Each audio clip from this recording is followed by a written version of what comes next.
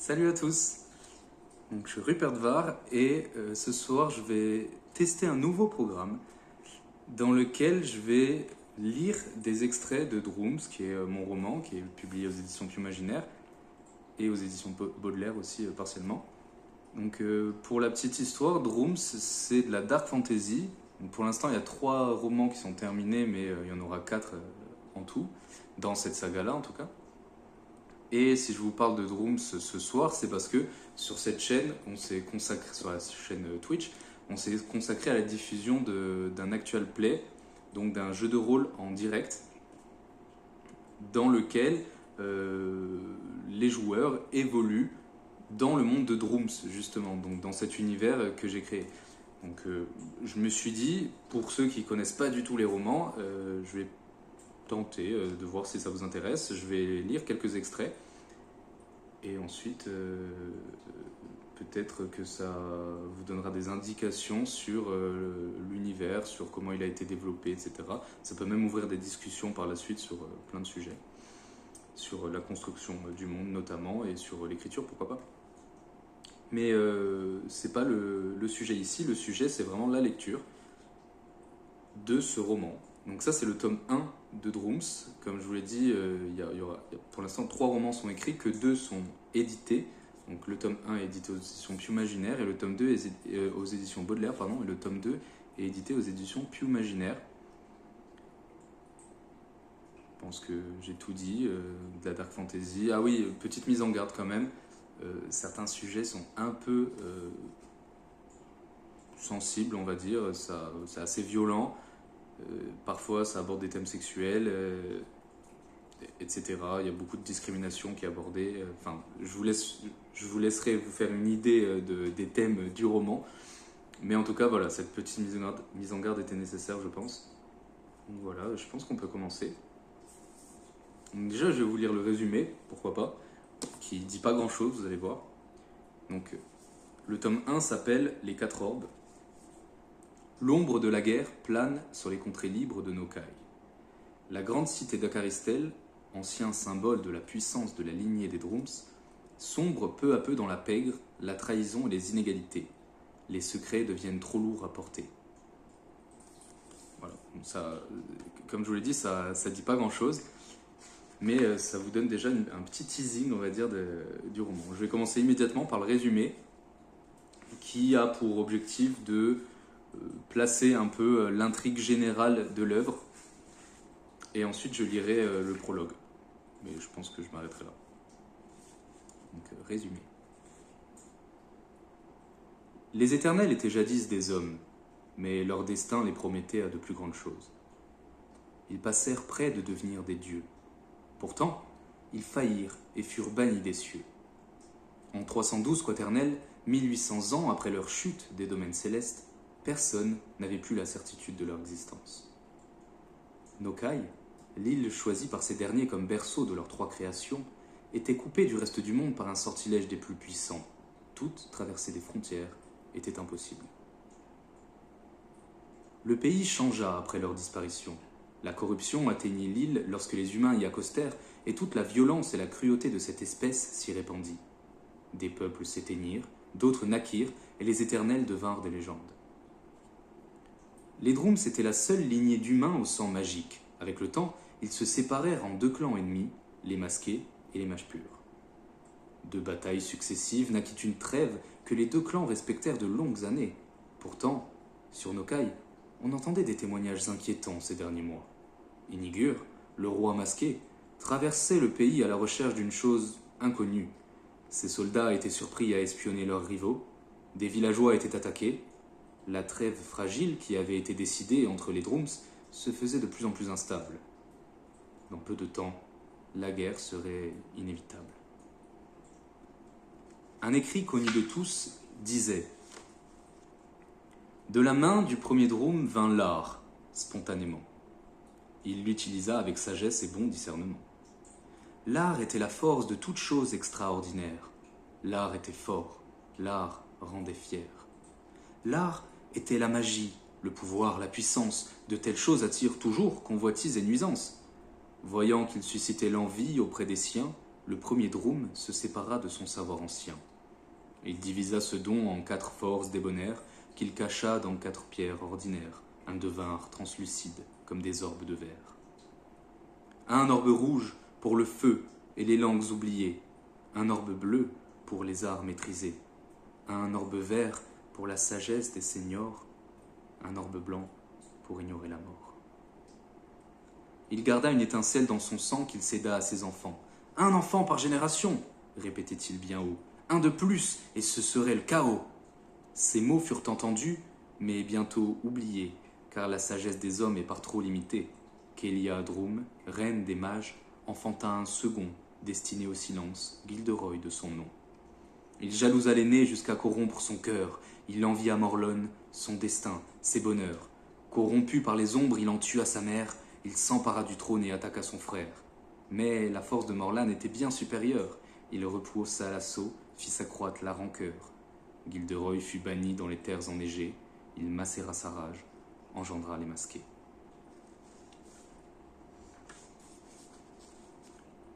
Prologue. Il étouffait. Le monde entier était sombre et étroit, les formes, indécises, presque inexistantes. Le ciel, d'un noir profond, prenait d'inquiétantes formes rocailleuses. Quelques gouttes s'écrasèrent sur son visage douloureux. Il cligna des yeux avec lassitude. Il doit pleuvoir ?» se dit-il, mais il savait que ce n'était pas possible. Il s'enfonçait dans un tunnel, et s'il ne voyait du ciel que des formes rocailleuses, c'était qu'il n'observait pas un ciel, mais le plafond d'une caverne. Toujours les mêmes pics, les mêmes creux. Toujours le sol instable et les crevasses meurtrières, et le néant. Partout autour de lui, le néant. « Petit con !» se lamenta-t-il. « Qu'est-ce qui t'a pris de vouloir jouer les héros ?» Son chemin, s'il en existait un, se faisait de plus en plus incertain. Il marchait depuis une éternité lorsque le monde s'écroula brusquement et que tout se renversa. Ou fut-ce seulement sa tête qui heurta le sol humide ? Tandis que me fracasse le crâne contre le sol de cette putain de caverne, je revois les images d'un temps révolu. Révolu, mais comment l'oublier pour autant ? J'étais jeune à l'époque, et un peu idiot, je l'avoue. Malgré ça, je pense pas que j'agirais autrement si on m'en redonnait la chance. Et pourtant, les trois savent qu'il y a un certain nombre de choses que je voudrais changer à ce matin-là. Il avait fêté ses 12 ans la veille. Dans cette petite maison modeste, on pouvait encore voir les vestiges d'une grande fête qui avait réuni tous les voisins. La gigantesque table, qui était trop longue pour tenir dans une seule pièce, s'étendait entre la cuisine et la salle à manger. Les couverts sales étaient toujours dessus, bien que jetés en tas, afin, sans doute, d'être bientôt débarrassés. 3 plats précautionneusement dévorés laissaient tout de même imaginer les 3 énormes lièvres des neiges qui y avaient été entreposés. La nappe était tachée en de nombreux endroits, les chandeliers vides étaient renversés, les centres de table dépouillés de leurs décorations et les chaises en désordre dans le fond de la salle à manger. Il y avait eu quelques brisures de verre et de vases, la fête ayant été un peu brusque. Mais Joseph n'avait reçu aucune réprimande, car l'anniversaire des 12 ans était particulièrement important et qu'on pardonnait alors tous les débordements. Ici, c'était à cet âge que l'on devenait adulte. À cette heure matinale, seuls quelques travailleurs courageux commençaient à sortir de chez eux d'un air ensommeillé.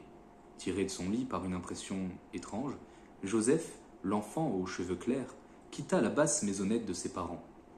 L'air était froid et très pur au milieu des terres givrées.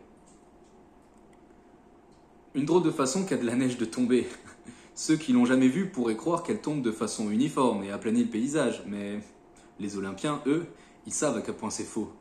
La neige, elle possède l'incroyable faculté de creuser les anfractuosités et de montrer aux yeux de tous les défauts les plus subtils. La neige est belle, mais terrible, car elle est pleine de jugement. Joseph contemplait le sol enneigé avec admiration. Il estimait qu'il avait beaucoup de chance d'être né dans une contrée aussi belle et vaste que les terres givrées. Il n'avait, jusqu'à présent, jamais pensé à ce qu'il ferait une fois adulte, mais le moment était arrivé et il se retrouvait les bras ballants. Il pouvait évidemment travailler dans la boutique de son père sur la place centrale, mais vendre des tissus venus de contrées trop lointaines pour être visités ne l'intéressait pas. Il quitta ses pensées et se rendit compte que les travailleurs matinaux l'observaient vaguement. Il ne s'en soucia pas, car on le tenait souvent à l'œil ici. À Olympus, Joseph avait la réputation de n'en faire qu'à sa tête. Or, on préférait les enfants sérieux, silencieux et discrets. Olympus était une ville calme, à cette époque en tout cas. Lorsqu'il passa devant son voisin, un gros monsieur occupé à déblayer la neige, celui-ci cessa un moment son labeur pour menacer Joseph du regard. Olympus était érigé au beau milieu d'un désert de glace, et ce, à n'importe quelle saison de l'année. Les esprits les plus savants s'étaient longtemps demandé pourquoi le grand ouest de Nokai était plus froid que l'est, mais l'île était la gardienne jalouse de plus d'un secret.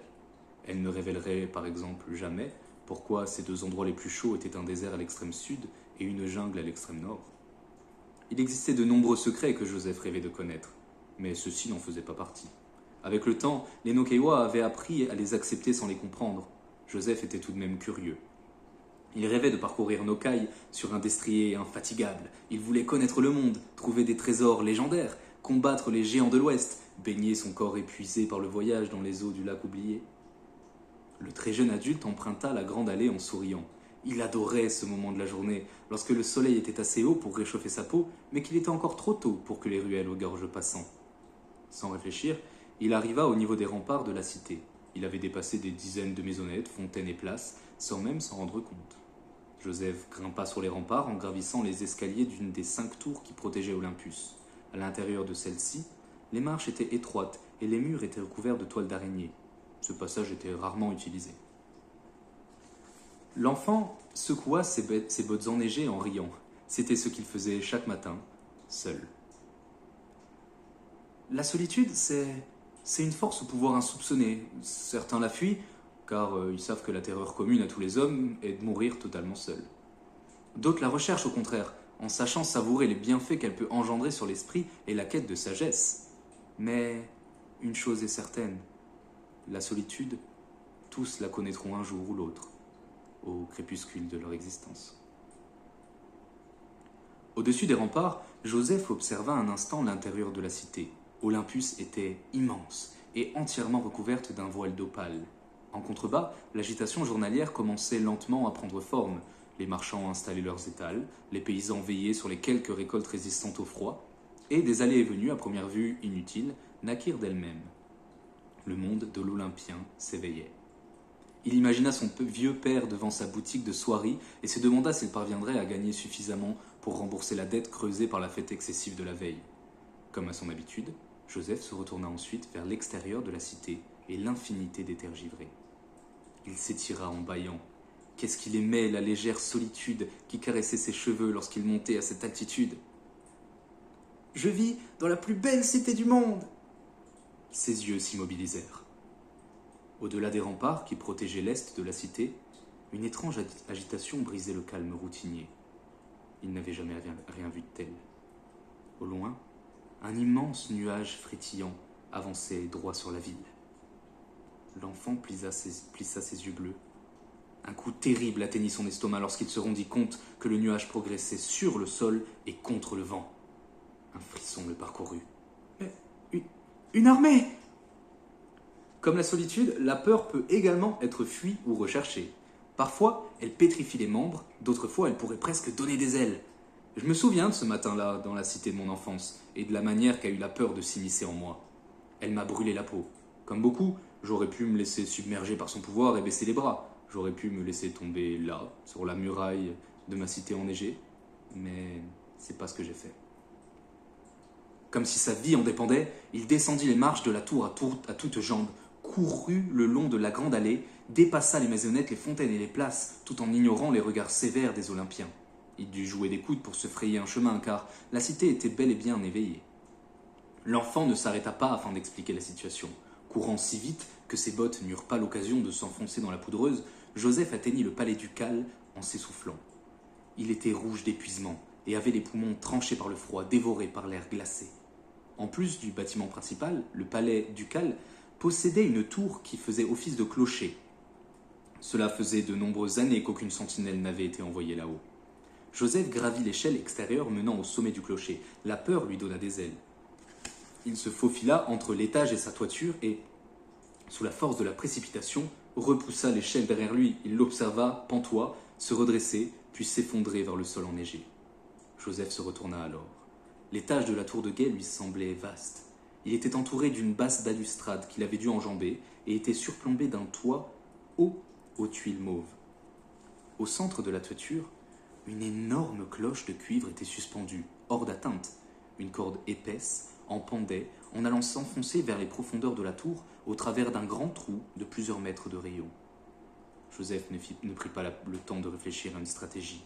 Il prit son élan, sauta au-dessus du trou et agrippa la corde au dernier moment. Sous son poids, bien que moindre, la cloche se mit à se balancer de gauche à droite et fit résonner ses cliquetis étourdissants à travers toute la cité. Les mains endolories par le frottement et les sens engourdis par la puissance du tintement, Joseph lâcha prise et disparut par le trou dans un cri de panique. Voilà ce que la peur peut vous pousser à faire. Elle possède une force qu'on ne pourrait jamais soupçonner tant qu'on n'y a pas affaire. C'est la peur de périr qui vous donne la force de vous hisser contre les cieux avec les tripes à l'air. C'est elle encore qui vous permet de courir aussi vite que les bourrasques d'hiver. Ce matin-là, elle me donna des ailes. Mais faites attention. La peur, il ne faut pas lui faire confiance pour autant, car elle ne jouera pas toujours en votre faveur. Elle est une force indépendante qui prend ses propres choix. Baissez votre garde un instant et elle vous brisera. Les Olympiens étaient désormais prévenus. De partout, des hommes bardés de fourches et autres armes improvisées surgirent de leur habitation d'un air féroce, tandis que leurs femmes et leurs enfants les suivaient avec angoisse. On n'avait pas sonné la cloche depuis des années. La terreur embrasa la cité. Les boutiques à peine ouvertes disparurent derrière des draperies qui ne les protégeraient pas, ni elles, ni leurs trésors. Des hurlements s'élevèrent autant à l'intérieur qu'autour de la cité. Les quelques paysans qui avaient quitté la ville s'y engouffrèrent à nouveau et on barricada les portes. La garde ducale, bien que peu entraînée, s'arma d'arcs et de flèches, puis gagna les remparts par les escaliers poussiéreux que Joseph avait quittés quelques instants plus tôt. Il reprit conscience à l'intérieur du palais ducal, au pied d'une épaisse corde reliée à la cloche de cuivre bien trop haut. Il s'était jeté du haut de la tour et avait dégringolé toute la hauteur du clocher. Par miracle, son corps n'était que partiellement amoché. Il se releva difficilement, regarda autour de lui d'un air confus, puis ouvrit l'unique porte qu'il trouva. Le palais était en émoi. Un homme à l'embonpoint développé beuglait des ordres incompréhensibles. Sa femme courait de droite à gauche, secouait un jeune garde qui semblait perdu avec violence et folie. Les quelques gardes ducaux qui n'avaient pas rejoint les remparts tentaient de barricader l'entrée du palais.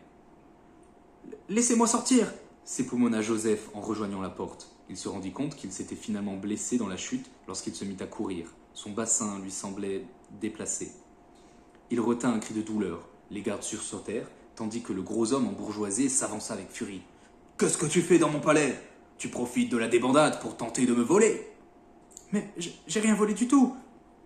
s'écria Joseph, la mâchoire serrée par la douleur. « Laissez-moi sortir d'ici !» La panique emplit son cœur et il dut lutter contre les larmes qui lui montaient aux yeux. Il s'en voulut de paraître si faible. Les gardes, émus par sa plainte, entreprirent de défaire la barricade, mais le duc s'emporta. « Laissez cette porte fermée, sombre crétin !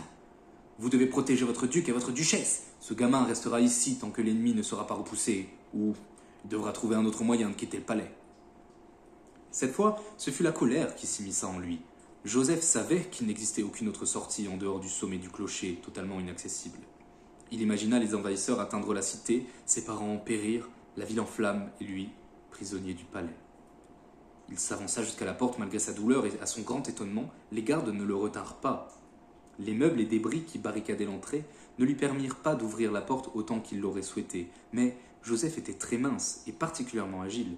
Il se faufila entre les obstacles, se contorsionna, ignora sa blessure, puis passa à l'entr'ouverture. Il entendit derrière lui le duc hurler, mais il quitta tout de même le palais. Le changement qui s'était si rapidement opéré dans la cité le frappa, mais il ne demeura pas longtemps immobilisé par la stupeur. Il se força à regagner la maison de ses parents aussi vite que ses mots le lui permettaient. Les instants et les lieux défilèrent sous ses yeux comme un vieux livre qu'on feuillette sans le lire. Sur le seuil, sa mère l'attendait en affichant un visage terrible. « Tu es là ! Je t'ai cherché partout !» J'étais sur les remparts, comme chaque matin, lorsque j'ai remarqué quelque chose d'anormal à l'est. Je crois qu'on nous attaque, maman. Une armée immense nous attaque. « Tu es sûr ?» grogna Flariel, sa mère. Ce n'aurait pas été la première fois que Joseph s'imaginait des histoires pour se divertir. S'il avait sonné l'alarme sans raison, sa famille risquait gros. Pourtant, Flariel dut savoir que Joseph ne mentait pas. Sa mâchoire faillit se décrocher. Pendant un instant, il crut que sa mère resterait là, sans bouger, jusqu'à l'arrivée des envahisseurs. « Retourne à l'intérieur. Prépare 2 sacs de toile, un de vivres et un de vêtements chauds. Je vais chercher ton père. » Brusquement, un silence de mort envahit la cité. Dans le calme terrible, un son strident résonna depuis l'outre-tombe. Ce ne fut plus les tintements des cloches d'Olympus, mais le bruit effrayant du corps de guerre ennemi. « Les masqués !» hurla une vieille dame avant de s'engouffrer dans sa maisonnette. Au son de ce terrible mot, Flariel fit volte-face, tira son fils jusqu'à l'intérieur. L'enfant aux cheveux d'or obéit et s'engouffra dans la cuisine pour remplir 2 sacs de provisions demandées. Flariel repartit ensuite à la recherche de son mari, mais dès que Joseph eut terminé sa tâche, elle réapparut sur le seuil. Elle semblait encore plus pétrifiée qu'auparavant. Elle attrapa le bras de son fils et le tira jusqu'à la porte de derrière. « Ils sont là », lâcha-t-elle simplement. Joseph ne sembla pas mesurer toute l'ampleur de cette nouvelle. Il observa sa mère avec bien plus d'incompréhension que de frayeur. Vivait-il, à cet instant précis, la fin d'une ère ? S'apprêtait-il à débuter une partie de sa vie qu'il aimerait ne pas connaître ? « Tu peux plus attendre, » reprit sa mère au bord des larmes. « Pars, je te rejoindrai dès que j'aurai retrouvé ton père. »« Quoi ? Mais je vais pas partir seul et je vais pas fuir. Je peux pas laisser Olympus derrière moi, je peux pas vous abandonner. » « Tout à l'est de Nocaï, mon fils, il existe des terres où règne la paix. Tu y seras en sécurité. Maintenant, cours, aussi vite que les 3 te le permettent, et surtout, ne te retourne pas. » Je vous ai expliqué le pouvoir de la peur, mais voici maintenant le pouvoir du courage. Ma mère était une femme courageuse. Je dis « était » car, comme vous l'aurez compris, je ne la vis jamais plus après ce jour. Oh oui, elle l'était courageuse. Lorsque la peur vous pétrifie, le courage peut vous donner l'étincelle qui vous manquait. Le courage, c'est ce qui vous donne l'envie effrontée de vous battre pour votre vie, ou, dans le cas de ma mère, pour la vie de son enfant. Le courage, c'est pas de ne jamais avoir peur, non, c'est de regarder cette dernière en face et de lui dire « Va te faire foutre !» Et ça, ma mère savait le faire. La porte d'entrée s'ouvrit à la volée. Flariel poussa son fils hors de sa maison et l'observa une dernière fois. Il avait les cheveux aussi blonds que les blés, alors que ses 2 parents étaient bruns. Confus, Joseph oublia la douleur qui le terrassait et courut vers l'est sans jamais s'arrêter. Au loin, il entendit sa mère lui hurler de forcer sa course, encore et encore, puis le silence. C'était la fin, il le savait. Alors, à quoi bon se retourner ? En larmes, l'enfant continua d'avancer. 44 ans plus tard. Chapitre 1. La cité aux murs nacrés. Et c'est ici que je vais m'arrêter pour ce soir. Ça fait déjà 23 minutes que je suis en stream. Je pensais pas que ça mettrait aussi de temps de lire juste le prologue. Mais voilà, donc ça c'est le prologue, donc l'introduction si vous voulez, de la saga de roman Drooms, qui je le rappelle est une saga de dark fantasy. Donc attention, ça peut être parfois un peu sombre. Il y a de la violence, il y a du sexe, il y a toute forme de discrimination. Il y a vraiment, enfin, ça peut être un peu choquant pour un certain public. C'est vraiment pas pour les enfants. Et ça parle de magie, ça parle de... Mais la magie, vous verrez, c'est un thème assez secondaire quand même. Le thème principal, c'est l'introspection des personnages. Je ne vais pas vous spoil, je vous ferai découvrir petit à petit, mais vous allez vite vous en rendre compte.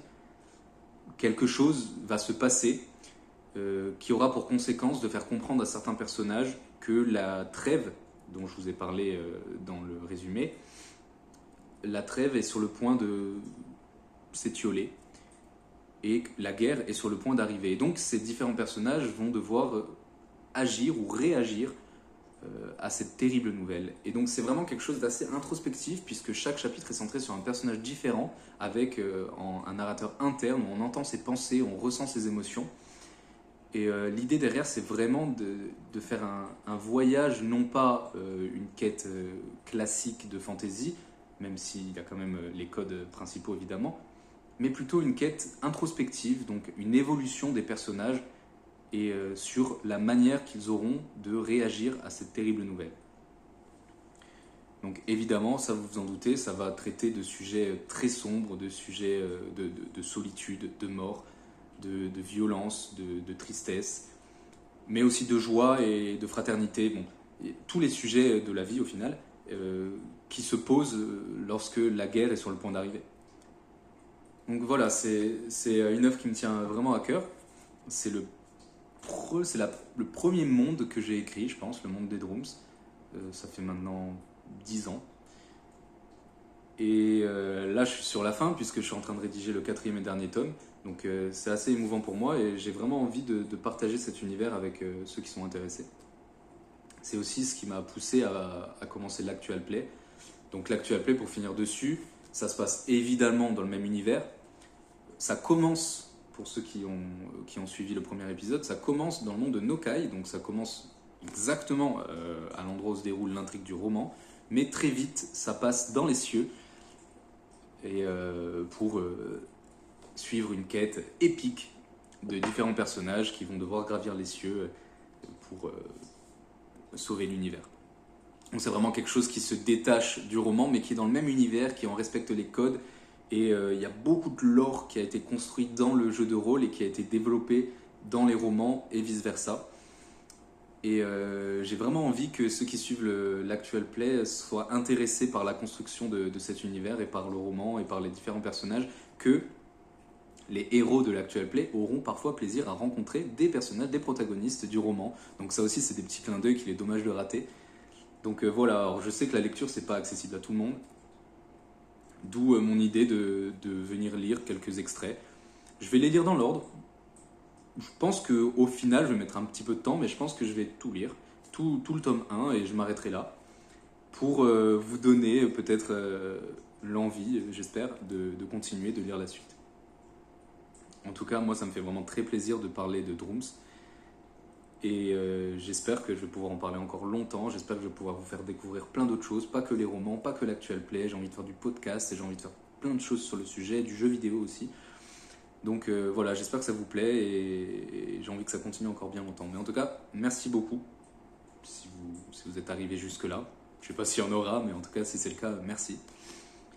Et on se retrouve très bientôt, déjà pour la suite de la session précédente de jeu de rôle, mais aussi, pourquoi pas, pour de la peinture de figurines ou pour la suite du roman, de la lecture du roman Drooms, donc le chapitre 1, et pourquoi pas même le chapitre 2, on verra. Merci beaucoup. Et à très vite.